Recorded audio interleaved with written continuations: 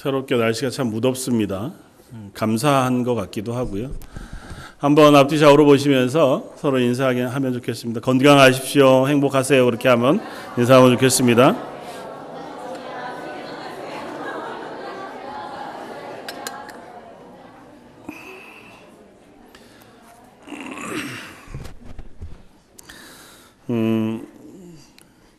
사실은 이렇게 설교할 때 군대 얘기들을 별로 안 하려고 하는데요. 제 경험이 별로 없어서 제가 군대 생활할 때 부대가 처음 만들어지는 부대에 배치를 받아서 가게 됐습니다. 훈련 다 마치고 갔는데 보니까 가자마자 다시 교육을 하는 거예요. 온 데서 이제 사람들을 모아가지고 부대를 하나를 만들었으니까 새로운 부대를 만들었으니까 이 2달 동안 이 사람들을 이제 한 부대를 만드느라고 멀쩡한 건물 내두고 텐트 치고 거기서 2달 동안 한여름에 땡볕에 훈련을 하는데 계급장을 다 떼고 번호표만 붙이고 이 사람이 병장인지 이 사람이 하사인지 2등병인지 모르게 하고 이제 2달 동안 훈련을 하는 거예요. 물론 이제 서로는 알죠. 대충은 서로 소개를 하니까. 그런데 취급받기는 이제 훈련생으로 취급을 받는 거죠. 얼마나 땀을 많이 흘리는지요. 매일마다 소금으로 된 그 알약을 한 끼 밥 먹을 때마다 2알씩 먹었습니다. 그러니까 몸에 소금이 다 옷이 하얗게 변해요. 그러니까 고생했다는 얘기를 하려는 게 아니라 그러면서 내가 이걸 이렇게 하고 있나 싶은 생각이 들죠. 저야 좀 계급이 낮았을 때니까 그래도 하라는 대로 하는 수밖에 없지만 병장이 돼서 이제 제대가 얼마 안 남은 사람들 중에 오신 분들도 있었거든요. 온 분들도. 정말 저녁마다 얼마나 막 이렇게 불만을 토로를 하는지요. 근데 2달이 딱 끝나고 나서 자기 계급으로 돌아가고 이제 원 부대 그 자리에 딱 들어가게 되니까 훈련 받을 때는 그렇게 어리버리하던 사람이요. 자기 계급을 다니까 꽤 멋진 사람이 되더라고요. 정말 이제 그쪽에서 잘하는 사람이 되고 자기 분야에서는 어느 정도 실력이 있는 사람이 되는 것 같아 보이더라고요. 여러분들은 지금 어디 소속이십니까? 오늘 제목이요. 나의 선택이 아니다. 그렇게 제목을 잡아 보았습니다. 하나님이 오늘 본문 43장 1절 말씀에 우리에게 이렇게 말씀하십니다. 야곱아 너를 창조하신 여호와께서 지금 말씀하시느니라. 이스라엘아 너를 지으신 이가 말씀하시느니라. 너는 두려워하지 말라. 내가 너를 구속하였고 내가 너를 지명하여 불렀나니 너는 내 것이라. 여러분들은 어디 소속이십니까? 누구의 것입니까? 노골적으로 물어도 대답하기 싫으신 건가요? 모르신 건가요? 여러분들은 누구의 것입니까? 네. 저 여러분들은 하나님의 자녀인 줄 믿습니다. 이 고백이 저와 여러분들의 고백이 되기를 바랍니다. 익숙히 알지. 그게 아니라요. 이 고백이 우리의 고백이 되는 순간 비로소 우리는 하나님의 은혜 가운데 살게 되는 줄 믿습니다. 우리가 이 땅에 많은 것들을 선택하면서 삽니다. 그러나 한 가지, 우리가 그리스도인 되는 것은 우리가 선택할 수 없습니다. 마치 내가 교회에 나와서 내가 예수 믿어 주어서 그래서 내가 하나님의 자녀 되었고 성도가 되었고 그리스도인 되었다 그렇게 생각하지만 성경은 우리에게 그렇게 얘기하지 않고 하나님께서 우리를 택하셨다 그렇게 선언하고 계시다는 것입니다. 오늘 본문은 우리들에게 말씀하시기를 하나님이 우리를 향해서 야곱아 너를 창조하신 여호와께서 이스라엘아 너를 만드신 지으신 이가 말씀하시느니라고 얘기해요. 하나님께서 먼저 넌 내 것이라고 하기 전에 너는 내가 만들었다고 얘기하세요. 하나님 안 만드신 것이 없으시죠. 온 세상에 다 모든 것을 하나님께서 창조하셨습니다. 그러나 특별히 저 여러분들 내가 너를 내 자녀로 삼았다고 선언하시기 전에 내가 널 자녀로 삼은 것 고사하고 그 이전에 이미 너를 만들 때부터 내가 너를 만들었다고 말씀하세요. 우리가 이 땅에 태어나기도 전에, 창세 전에 하나님께서 우리를 만드시고 계획하시고 이 땅에 보내셨다고 얘기하시고, 그리고 나서 내가 너를 구속하였고 너를 지명하여 불렀다고 선언하세요. 하나님이 만드셨는데 하나님 거잖아요. 그래도 이 땅에 자유를 가지고 살아가게 하셨어요. 그런데 우리가 하나님의 말씀에 불순종하고 죄 가운데 팔렸습니다. 표현을 그렇게 해요. 하나님 아래 안 있고 그 자유를 팔았습니다. 어디에다가? 욕심에다가, 죄에다가. 그런 것들을 우리가 얻고 누리며 살기 위해서 죄에 팔린 존재가 됐어요. 그런 우리를 하나님께서 다시 값주고 사셔서, 그 얘기가 구속이에요. 돈 주고 사서 다시 내 것으로 삼으셨다는 겁니다. 그러니까 하나님의 것이었던 우리를, 그것도 하나님을 떠나가서 자기 마음대로 사느라고 다른 곳에 팔려가 있는 우리를 다시 예수 그리스도의 피로 값주고 사셔서 너 내 것으로 삼았다고 말씀하세요. 그리고 뭉뚱거려서 한 뭉태기로 저기 있는 애들 전부 다 내 거 주십시오 이렇게 한 게 아니고, 한 사람 한 사람을 지명해서 너는 내 것이다고 말씀하신다는 것입니다. 저 여러분들, 그렇게 하나님의 자녀된 줄 믿습니다. 이것은 하나님의 선택이고 하나님의 부르심이에요. 왜 이 얘기를 생각하게 되었냐 하면, 우리가 이 땅 가운데 그리스도인으로 살아가면서 자주 결정권을 내가 갖고 살아갑니다. 사소한 결정들을 우리가 하기도 하고, 또 때로는 중요한 결정들을 하기도 합니다. 그리고 그 결정 혹은 선택에 따라서 우리가 그것에 책임을 지기도 하고, 또 그 영향을 따라서 때로는 즐겁게, 또 때로는 고민하면서 인생을 살아갑니다. 그 인생을 살아가는 모든 책임이 나에게 있고 모든 결정이 나에게 있는 것처럼 우리가 살아가지만, 오늘 이 말씀을 통해서 우리가 확인해 보고 싶은 것은 그 모든 삶이 하나님의 손 아래에 있다고 하는 사실과, 그 하나님이 우리를 하나님의 사랑으로 하나님의 품 안에 품고 계시다고 하는 사실을 우리가 기억했으면 좋겠다는 것입니다. 그리고 오늘 선지자의 말을 통해서 이스라엘에게 이 말씀을 하시는 것을 우리가 듣습니다.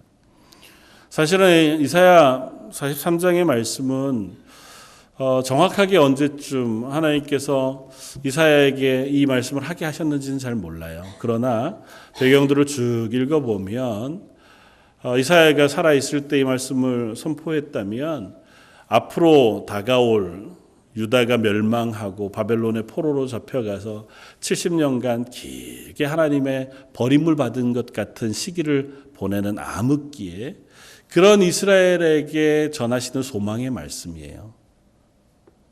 하나님의 말씀이 계속 전해졌습니다. 이사야 선지자 이전부터 시작해서 남북 이스라엘이 멸망하던 그 시기까지 하나님께서 선지자들을 얼마나 많이 보내셨는지 몰라요. 그 선지자들을 보내셔서 하신 말씀이 동일합니다. 너희가 내 명령에 불순종하고 내가 너희와 언약한 언약을 깨트려버리고 하나님의 말씀에 순종하는 것이 아니라 우상을 섬겨 죄악을 범하였으므로 그 죄악을 하나님께서 심판하시겠다는 것입니다. 그러니 속히 돌아와라. 빨리 네 죄를 회개하고 하나님 앞으로 돌아오면 너희가 하나님의 긍휼하심 앞에 용서를 받을 것이지만, 그러나 그렇지 아니하면 너희가 멸망할 것이다. 조금씩 강도가 세져요. 그래도 안 돌아오니까 이제 너희에게 임박한 진노가 쏟아진다. 거의 그 심판이 너희들 머리 위에 쏟아지고 있다까지 말씀하세요. 그리고 나서 그러나 내가 너희를 영원히 멸망시키지 아니하고 너희 중에 남은 자를 회복시켜서 너희를 다시 하나님의 나라로, 하나님의 구원의 은혜로 회복하실 것이다 하고 말씀하세요. 이게 계속 반복됩니다. 20년이 아니고요. 200년이 넘는 긴 기간 동안에 이스라엘에게 계속 선포돼요. 이스라엘이 어땠을까요? 제가 생각하기에는 이스라엘의 반응들을 보면 선지서에 나와 있는 익숙했습니다. 또 그 얘기야? 뭐 맨날 하는 얘기니까. 알지 뭐 하나님 또 그렇게는 하시겠지만 지난 수십 년간 지난 수백 년간 그런 일이 없었는데 하나님 참아주시겠지 해서 이제는 들어도 들은 척도 안 하고 그런 말이 들려져도 그냥 네 이러고 지나가는 거죠. 하나님의 말씀이 우리에게 들려지고 우리 눈에 읽혀지고 내 마음에 들려져도 그냥 그 순간 듣고 싹 잊어버리는 겁니다. 그리고는 다시 돌아가서 내 마음대로 사는. 근데 하나님은 왜 그 사람들에게 똑같은 얘기를 또 하시는 걸까요? 하루 이틀이 아니고 사실 성경 전체로 보면 하나님이 처음 아담을 만드셨을 때부터 지금까지 또 앞으로도 마지막 날 하나님의 심판이 임하는 그때까지 하나님의 태도에는 하나님의 성품에는 변화가 없어요. 하나님 분명하게 죄는 미워하시고 죄에 대해서는 심판하실 거라고 말씀하세요. 죄를 그냥 놓아두시지 않을 거라고 얘기하시고 그것이 이 세상에 누구든지 하나님의 자녀이거나 혹은 하나님의 백성이거나 지위의 고하나 혹은 그가 하나님의 말씀을 얼마나 잘 알거나에 관계없이 하나님은 그 죄를 미워하시고 심판하실 것이라고 분명히 선언하세요. 그러나 하나님의 택하신 이들은 그 가운데에서 다시 고치시고 회복시키셔서 하나님의 나라의 백성으로 완성하실 것이다. 는 얘기를 성경 내도록 반복하세요. 왜 이걸 계속 반복하시는 걸까요? 한 번 하시면 되잖아요. 한 번만 하셔도 대충 우리가 이해를 할 수 있는 능력이 있는데 저를 무시하셔도 유분수지 1, 2년도 아니고 1, 20년도 아니고 1, 200년도 아니고 맨날 똑같은. 여러분들 설교 들어도 비슷하지 않나요? 설교를 어렸을 때부터 들어오신 분들은 어렸을 때 들었던 설교나 청년 때 들었던 설교나 김요한 목사가 한 7년 전, 8년 전에 했던 설교나 어제 한 설교나 오늘 한 설교나 다 똑같아. 뭘 저렇게 똑같은 좀 새로운 거. 그렇지 않습니까? 하나님 왜 이 똑같은 얘기를 계속 하시는 걸까요? 그게 하나님의 마음입니다. 그게 하나님의 성품이에요. 그 하나님의 성품을 우리가 알기를 원하시는 겁니다. 그 하나님의 성품에 우리가 순복하기를 원하시는 거예요. 하나님이 그러신 줄 알고 그 앞에 엎드려서 그 하나님 앞에 순종하게 되기를 하나님 기다리시는 것입니다. 그리고 그 순종을 요구하는 이들을 하나님 말씀하시기를 너는 내 것이라고 말씀하세요. 그런 우리들을 뭐라고 표현하시냐면 오늘 4절에 내가 내 눈에 보배롭고 너희가 내 눈에 보배롭고 존귀하며 내가 너를 사랑하였은즉 내가 내 대신 사람들을 내어주며 백성들이 내 생명을 대신하리라. 지금 이스라엘이 다른 나라의 포로로 잡혀가 있어요. 하나님의 심판 가운데 징계를 당하고 있습니다. 하나님께서 그들을 다른 사람들을 내어주고 고쳐 데리고 올 것이라고 말씀하세요. 심지어 다른 민족을 팔아서라도 그 앞쪽에 3절에는 그렇게 얘기하잖아요. 대전하는 여호와 내 하나님이요 이스라엘의 거룩하니요 내 구원자임이라. 내가 애굽을 너의 속량물로 너 대신에 애굽을 주고 너를 건져낼 거야. 구스와 스바를 너를 대신하여 주었다고 말씀하세요. 그리고 내가 너를 살려내서 내 것으로 삼았다고 얘기하세요. 왜 그렇게 하셨습니까?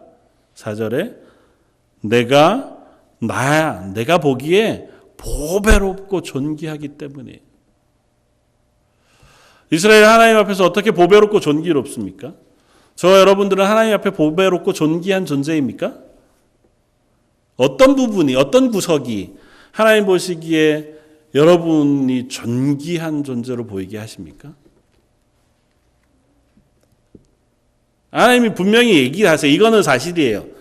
그럼 팩트니까 하나님이 여러분을 보실 때 보석을 보듯이 아주 존귀하게 보세요. 분명하면 이건. 그걸 의심하지 마시고요. 그러면 그렇게 볼 구석이 어디에 있습니까? 저 여러분들의 어느 구석이 하나님 보시기에 존귀하고 보배롭습니까? 기억이 안 나요. 이게 할래도 차마 입이 잘 안 떨어지시나요? 어떤 구석이 여러분들을 존귀하게 만드나요? 하나님 보시기에. 우리 서로 보기 말고 하나님 보시기에. 있기는 있습니까? 예? 자녀. 하나님의 자녀니까. 정답이에요. 오늘 본문의 그 얘기를 우리에게 들려주는데 조금 더 구체적으로 얘기하면 4절은 이렇게 번역을 할 수 있습니다. 중간에 이렇게 좀 부가해서 번역할 수 있는 것이 내가 내 눈에 보배롭고 존귀하며 라고 하는 그 표현 뒤에 네가 내 눈에 보배롭고 존귀한데 왜냐하면 이라고 중간에 접속사를 붙여서 이해하시면 내가 너를 사랑하기 때문이다고 말씀하세요. 저와 여러분들이 하나님의 존귀한 존재인 이유는 단 하나예요. 하나님이 우리를 사랑하시기 때문이에요. 하나님이 우리를 사랑하시는 그 사랑 때문에 우리가 하나님 앞에 존귀한 존재가 되고 보배롭다고 선언해 주시는 거예요. 내가 너를 지명하여 불렀나니 너는 내 것이라고 말씀하신 그 하나님이 창세전에 우리를 만드실 때부터 우리를 사랑한다고 표현하세요. 내가 너를 너무 사랑해. 그렇기 때문에 너는 내 눈에 보배롭고 내 눈에 존귀해.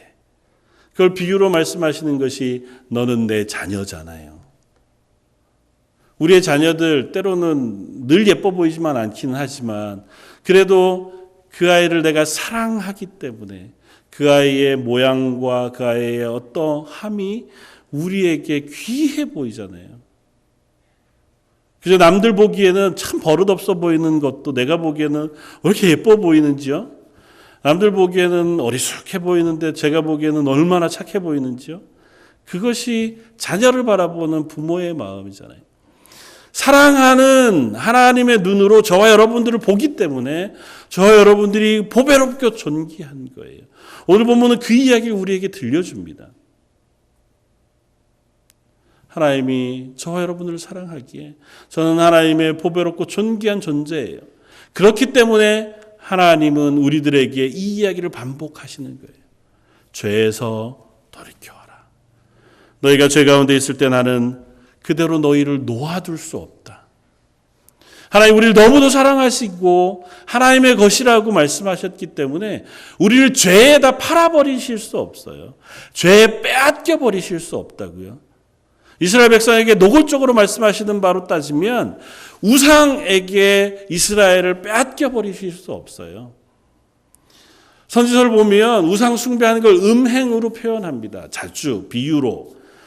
남편인 하나님을 버리고 다른 외간 남자인 우상을 따르는 거예요. 하나님 그렇게 두실 수 없다는 거예요. 하나님이 훨씬 더 사랑하거든요. 하나님이 훨씬 더 사랑하기 때문에 잠깐 네가 눈이 막 멀어서 그리고 또 뭐에 팔려서 거기로 네 발을 옮겼을지라도 내가 너를 거기에 둘 수 없다는 거예요. 내 사랑으로 너를 인도해야 드리고 내 사랑의 자리로 너를 옮겨 놓을 거라고 말씀하시는 줄 압니다. 그리고 그것을 하나님이 하시겠다고 선언하세요. 그렇게 하나님이 당신의 것 삼으신 자를 하나님의 자녀라고 부르고 또 그들을 오늘 7절 말씀에는 하나님의 영광을 위하여 만드신 자라고 말씀하세요. 7절에 내 이름으로 불려지는 모든 자 곧 내가 내 영광을 위하여 창조한 자를 오게 하라. 그를 내가 지었고 그를 내가 만들었느니라. 저 여러분들을 짓고 만드신 하나님께서 우리를 뭐라고 부르시냐 하면 하나님의 영광을 위하여 이 땅에 보낸 하나님의 사람들이라고 부르세요. 그 하나님의 영광을 우리가 어떻게 드러낼 수 있습니까? 혹은 그 영광으로 살아가는 사람으로 하나님 저와 여러분들을 어떻게 만들어 가시나요?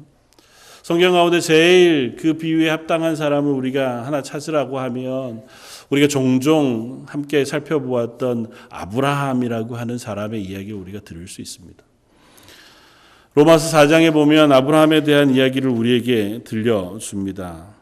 로마서 4장 18절 말씀입니다. 아브라함이 바랄 수 없는 중에 바라고 믿었으니 이는 내 후손이 이와 같으리라 하신 말씀대로 많은 민족의 조상이 되려 하심이라. 그가 100세나 되어 자기 몸이 죽은 것 같고 사라의 태가 죽은 것 같음을 알고도 믿음이 약하여지지 아니하고 믿음이 없어 하나님의 약속을 의심하지 않고 믿음으로 견고하여져서 하나님께 영광을 돌리며 약속하신 그것을 또한 능히 이루실 줄을 확신하였으니 그러므로 그것이 그에게 의로 여겨졌느니라. 그에게 의로 여겨졌다 기록된 것은 아브라함만을 위함이 아니요 의로 여기심을 받은 우리도 위함이니 곧 예수 우리 주를 죽은 자 가운데 살리신 이를 믿는 자니라. 그러니까 우리를 하나님의 자녀 삼으시고 하나님의 영광이 되게 하신 그 하나님이 그 예를 어디에서 보여주시냐면 아브라함이라는 사람에게서 보여주신다는 거예요. 그러니까 아브라함의 인생을 보면 그게 믿음으로 구원 얻은 저와 여러분들 그리스도인들의 본 모델을 볼 수 있다는 겁니다. 그리고 그 모델을 설명하면서 믿음으로 하나님께 영광을 돌렸다고 선언해요.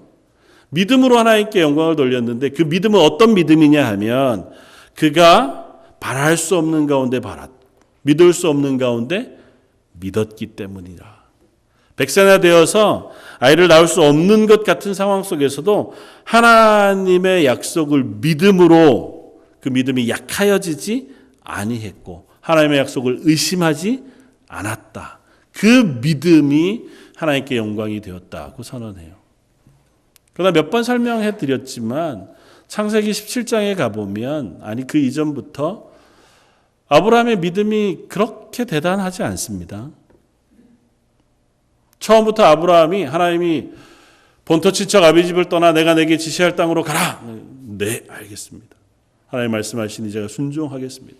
그리고 나그네 길을 떠나서 그의 평생 동안을 남의 나라 남의 땅에 나그네로 살면서도 믿음을 흔들리지 않고 하나님의 약속만 붙잡고 그 길을 걸어갔다. 그만 보여지지는 않습니다. 꽤 긴 인생을 창세기가 기록해 주고 있어요. 그런데도 창세기에 아브라함이 하나님을 만나거나 그의 인생에 대해서 기록되어 있는 부분은 아주 작습니다. 그리고 작은 기록 중간중간에 보면 그래도 아브라함이 믿음의 사람으로 하나님을 의지하고 순종하기는 했지만 항상 그 믿음이 단단했던 건 아니에요.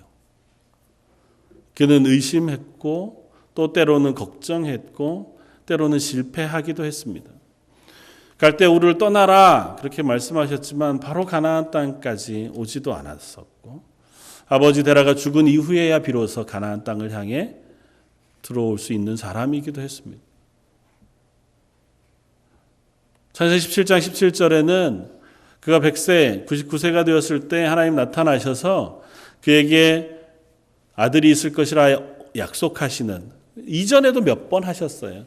또 다시 약속하시는 장면에서 그가 웃었다고 기록해요. 그리고 하나님에게 얘기합니다. 하나님, 저한테 있는 이스마엘이나 그냥 잘 살게 해 주십시오. 이미 하나님이 약속하신 건 알았지만 이삭, 하나님이 사라와 자기의 태를 통해서 얻게 하실 아들이 생길 가망성이 안 보여서 자기 나름대로 길을 찾았잖아요.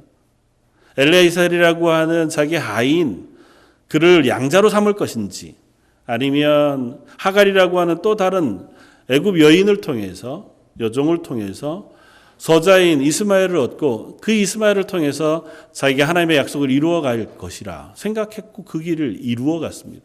하나님 그걸 명령하신 적이 없어요. 그렇지 않다고 말씀하셨음에도 불구하고 자기의 길을 찾았어요. 하나님이 100세나 된 그 몸에 약속하신 약속 그것이 있을 줄 알고 믿음으로 붙잡고 모든 것을 다 순종했느냐? 아니잖아요. 기다리다 지쳐서 현명하게 자기의 길을 찾아보기도 했고 자기의 길을 걸어가 보기도 했습니다. 심지어는 먹을 게 별로 없어서 가뭄이 닥치니까 애굽으로 내려가서 애굽에 잘 살기 위해서 자기 아내를 누이로 속였다가 아내를 바로에게 빼앗기기도 했었잖아요. 아무 말 하지 못했습니다. 그리고 그냥 내버려 뒀으면 사라는 바로의 아내가 되는 거고 자기는 그저 아내를 잃은 채로 그곳에서 있다가 올라왔을 따름이에요. 하나님이 아무리 언약하셨어도 그 언약을 지킬 아내가 없는 상황이 되고 맙니다. 하나님이 그것을 바꾸어서 사라를 온전히 아브라함에게 돌려보내셨을 뿐만 아니라 바로로 하여금 아브라함에게 커다란 부를 선물로 주어 올려보내게까지 하십니다. 아브라함이 가나안 땅으로 다시 올라왔을 때 바로에게 받은 융숭한 대접이 그로 하여금 그 주변의 사람들에게 인정받을 수 있는 지위를 얻게 했을 것이라고 짐작해 볼 수 있어요. 다시 말하면 아브라함의 인생, 물론 그가 연희 사람들보다 훨씬 더 신실했다, 그렇게는 얘기할 수 있습니다. 그러나 그가 믿음으로 하나님께 영광이 될 때까지는 끝까지 인도해 가시는 하나님의 인도하심이 없이는 불가능했을 거라고요. 하나님이 그를 때로는 징계하시고 인도하시고 격려하시고 고치시고 바꾸셔서 끝까지 그를 이 자리까지 인도해 주셨기 때문에 아브라함이 믿음으로 하나님께 영광이 되는 사람이 되었다는 겁니다. 마찬가지로 저와 여러분들이 믿음으로 하나님께 영광이 되는 하나님의 것, 하나님의 백성, 하나님의 구원받은 자녀가 되는 것 역시 그와 같은 은혜에 의한 것이다고 하는 사실 우리가 있으면 안 됩니다. 물론 우리가 그 중간에 결정하는 것들을 내가 하지요. 내가 믿음으로 살아야겠다 결단하기도 하고 하나님의 말씀에 순종해서 이 길을 걸어야지 하는 그러한 마음을 먹고 순종하기도 하지요. 그러나 그 모든 과정 가운데에 하나님이 함께 계시지 아니하면 우리는 그걸 결코 믿음으로 그 길을 완성할 수 없을 겁니다. 반대로 얘기하면 내가 못할 것 같은, 실패할 것 같은 상황 속에서라도 하나님은 결코 저희를 향하여 택하신 선택을 포기하지 않으신다고 이야기하는 것도 우리가 잊지 말아야 합니다. 좌절할 만하고 지칠 만한 상황 속에 우리가 얼마든지 놓여 있을 수 있습니다.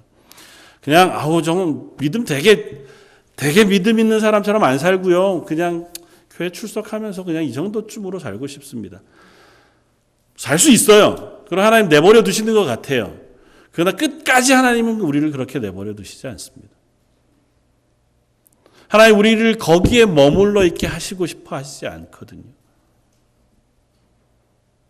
하나님 기필코 우리를 하나님의 나라에 합당한 믿음의 자리에 옮겨 놓으시 계획을 가지고 계십니다.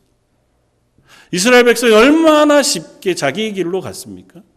하나님 그만하면 버리실 만한데도 버리시지 않고 때로는 징계하시고 때로는 혼내시고 때로는 선지자를 보내시고 때로는 하나님의 이적을 보여주시고 사랑을 부어주셔서 기필코 그들을 하나님의 자녀 하나님의 백성으로 부르신다고요. 저 여러분들을 향해서도 동일하신 줄 압니다. 지금 우리가 서 있는 자리가 어디인지 모르겠어요.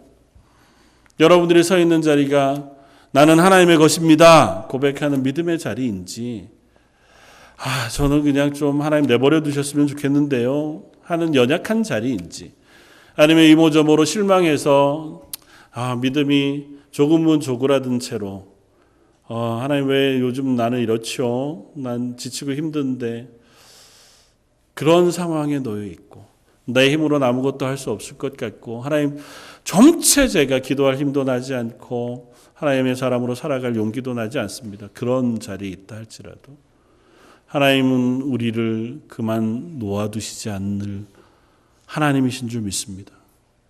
결코 내가 선택해서 하나님의 손을 놓을 수가 없습니다. 내가 선택해서 하나님 뜻대로 안 살고 내 마음대로 살 거야 그렇게 살 수 있는 존재들이 아닙니다.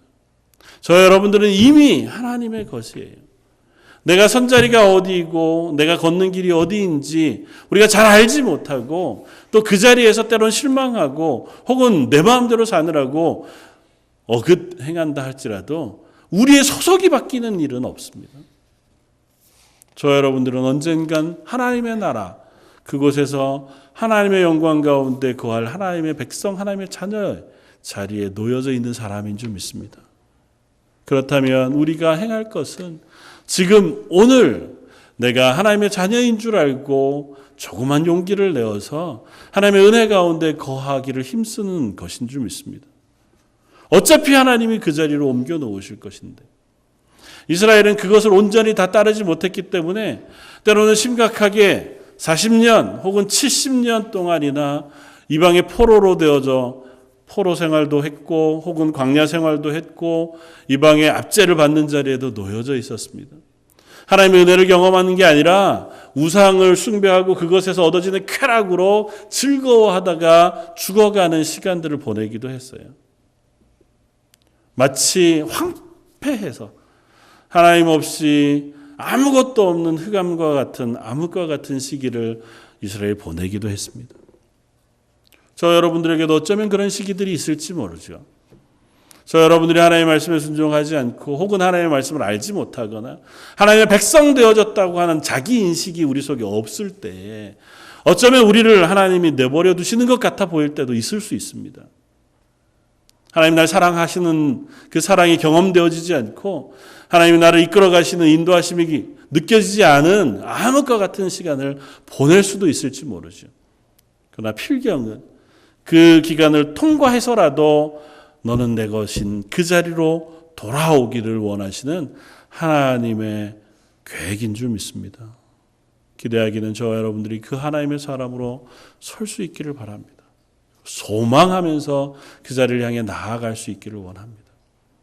제가 오늘 칼럼을 쓰면서요, 영어를 배우는 어려움, 그런 것에 대해서 썼습니다. 누군가는 여기에 그 책에 보니까요, 30개 국어를 했다는 둥, 우리 주변에도 그런 사람들이 종종 있잖아요. 제일 부러운 건 우리 애들이고요.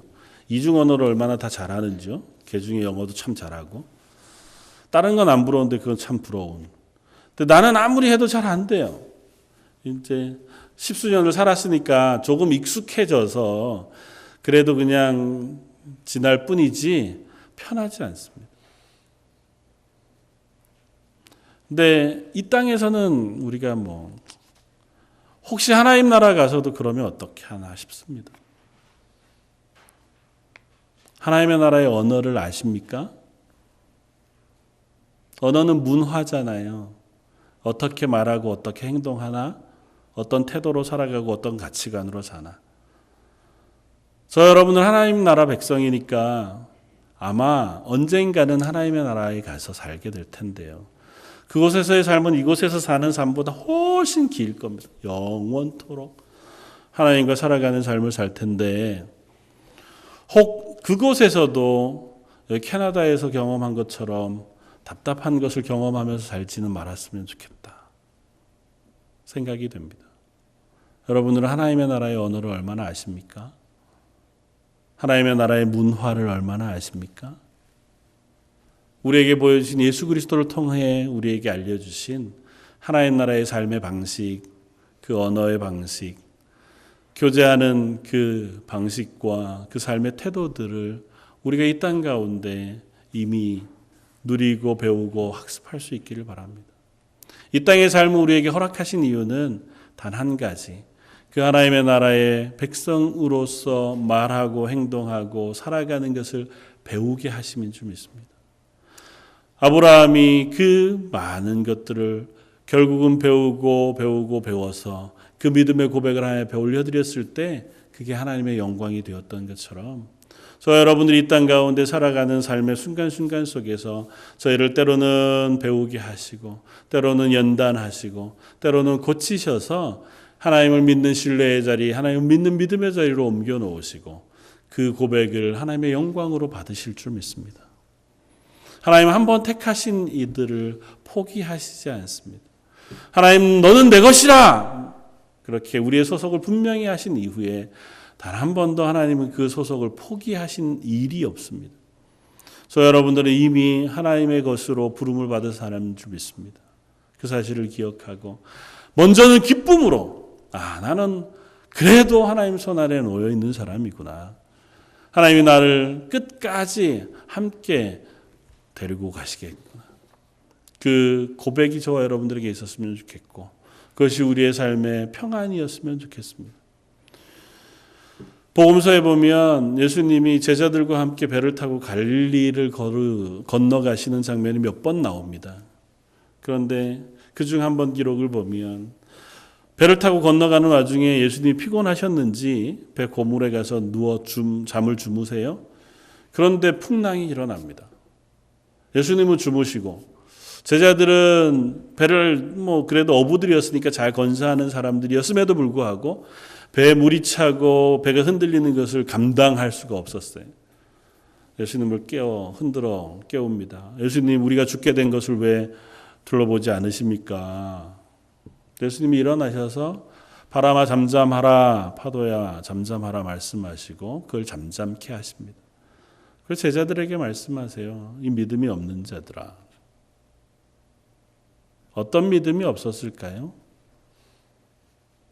예수님이 함께 계시는데, 그 예수님이 함께 계시면 아무리 파도라 할지라도 바람이라 할지라도 우리를 어찌할 수 없다는 사실을 그들이 믿지 못했습니다. 저 여러분들은 그리스도인이거든요. 하나님의 소속이고 하나님이 허락하시지 않으면 이 세상의 그 어떤 힘이라도 저 여러분들을 함부로 할 수 없는 줄 믿습니다. 그 믿음을 잊지 마시길 바랍니다. 세상의 막강한 권력이라도, 하나님 우리 육신을 아프게 하는 병이라 할지라도, 하나님 우리 속에 일어나는 죄악의 소욕들, 욕심들, 우리를 넘어뜨릴 만한 그 모든 것들이 우리를 다 넘어지게 할지라도 하나님이 우리와 함께 계시고 우리의 소속이 하나님의 자녀인 이상 그것들이 우리를 끝까지 넘어뜨릴 수 없다는 사실을 결코 잊지 마십시오. 그것이 우리의 믿음이 되어서 저 여러분들이 걸어가는 그 걸음 속에 하나님의 백성으로 승리하며 살아가는 저 여러분들 되시기를 주님의 이름으로 부탁해 드립니다. 다시 한번 기도하겠습니다. 감사와 찬양을 받으시기 합당하신 주님, 우리의 택함, 우리의 선택이 아니라 하나님이 우리를 택하셔서 하나님의 것 삼으시고 하나님의 자녀 삼아주시니 감사합니다. 그렇게 하나님의 자녀 삼아주신 저희들이 하나님의 영광이 되는 믿음의 자리에 서기를 소원합니다. 여전히 이 땅 가운데에서 연약해진 우리의 마음을 부여잡고 흔들리는 이 세상을 바라보느라 그 하나님의 동행하심을 온전히 붙들지 못하는 어리석은 사람들이지만, 그럼에도 불구하고 저희를 향하여 너는 내 것이라 말씀하신 하나님의 음성을 저희가 붙들고 이 땅 가운데 믿음으로 하나님의 자녀로 하나님의 영광이 되는 삶을 살아가게 하여 주옵소서. 그를 위하여 저에게 필요한 것이 있다면 은혜와 은사로 능력으로 부으셔서 이 땅 가운데 저희 런던 제일장로교에 속한 모든 성도들의 삶이 하나님의 영광을 드러내는 삶 되게 하여 주옵소서. 오늘 말씀 예수님 이름으로 기도드립니다. 아멘. 찬송가 309